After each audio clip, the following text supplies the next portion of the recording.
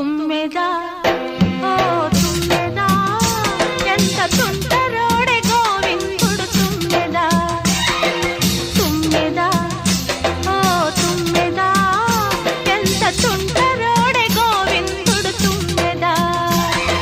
మగడు లేని వేళ తుమ్మెదా వచ్చి మొగమాట పెడతాడే తుమ్మెదా మాట వరుస కంటూ తుమ్మెదా పచ్చి మోట సరస మాడే తుమ్మెదా అంత ఎదురుగానే తుమ్మెదా రెచ్చి హత్తుకోపోయాడు